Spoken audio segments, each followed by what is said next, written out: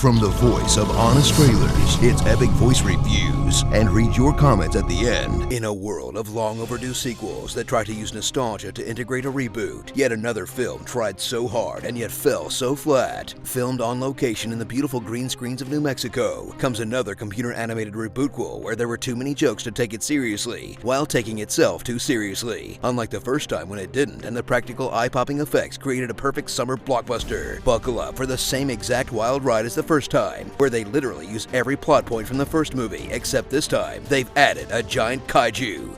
As if that helps, if Starship Troopers and Battlefield Earth took a crap in the same toilet, this is what it would look like. They rehashed the old school plot, but bigger and more of it. They rehashed the old scenes, only slightly differently.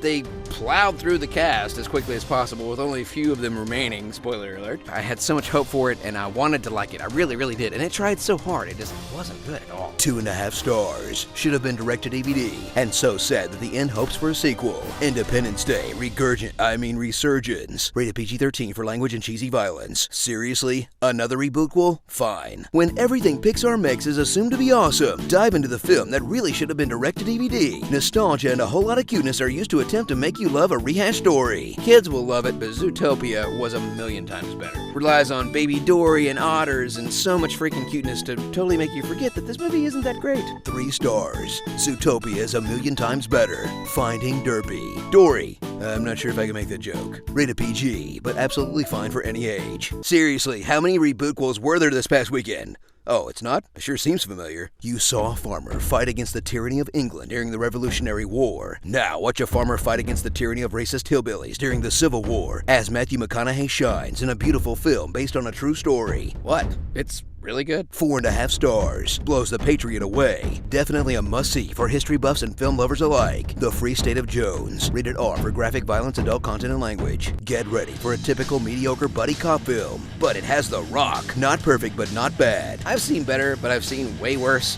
and it did have a few funny moments.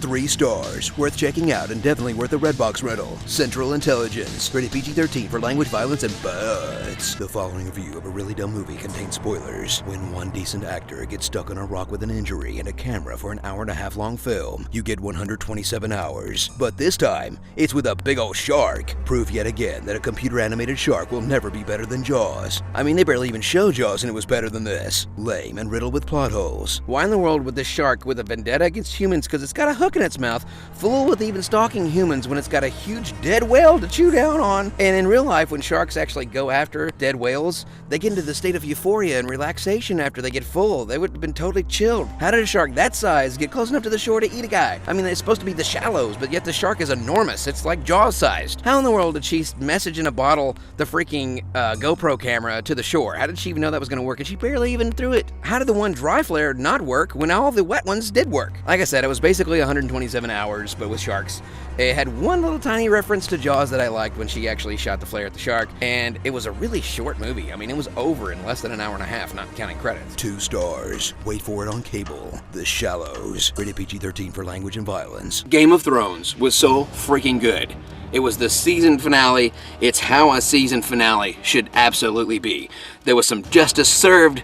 There was some major moves. Winter is finally here. And we get a semi-big reveal about Jon Snow, and seriously, my favorite 2 parts though, Lady Mormont, I'm not sure how you pronounce the name sometimes, Lady Mormont should definitely be president of the United States, and Arya Stark wins best play of the Game of Thrones. Please support this channel at patreon.com/epicvoiceguy and get all of these awesome shirts from ripapparel.com, both links in the video description below. And now it's time for your comments. King of the North, may the odds be never in your favor. In this world, it's kill or be killed. My phone is in China. Surprise, Mother Fluffy. If you like this video, share it and click subscribe.